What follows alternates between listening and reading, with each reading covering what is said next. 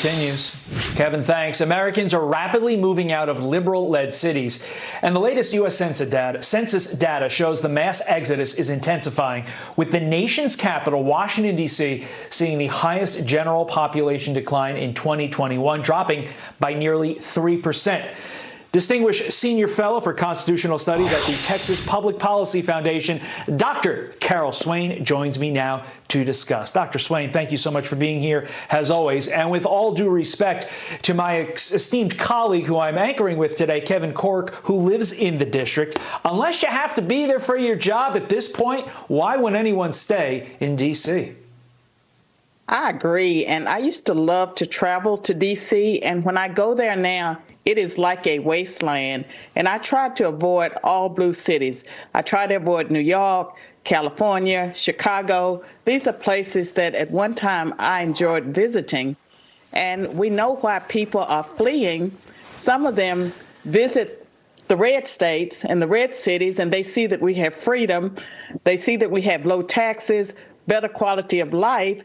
And of course, if they can get out of there, they do. And that's what federalism was supposed to be about, that people could vote with their feet, and that's what they're doing.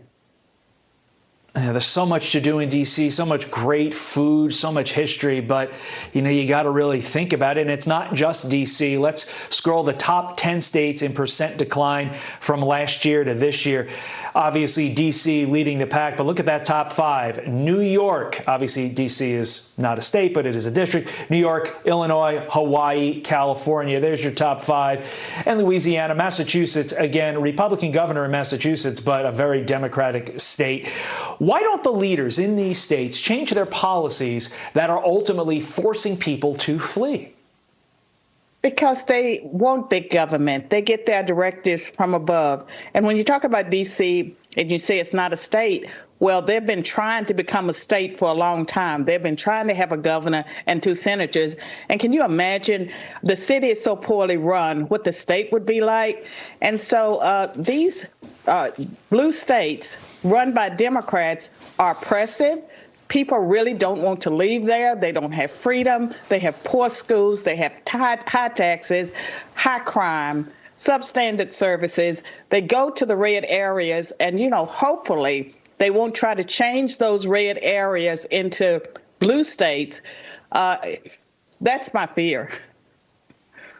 Yeah, don't bring your bad policies to these other states if you're moving there. And this is a really interesting stat that we found.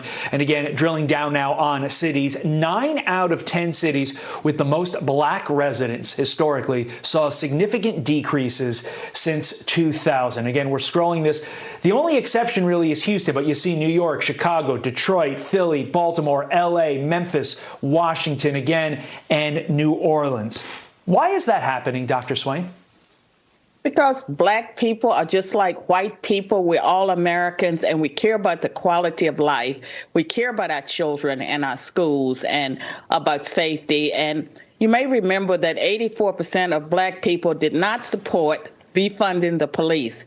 The people that are pushing those crazy ideas, the CRT on Americans, those people don't represent any of us. They're not representing blacks and diversity. They're pushing an agenda that's harmful to our nation. And fortunately, we have the red states. And I think that once Democrats are out of power, they're going to be out of power for a long time, because people have had a taste of freedom. And I run across many blacks who didn't support Donald Trump, who are now saying that life was better under Trump. But life is always oppressive in blue cities. I live in one, and it's different between a blue city and a red city.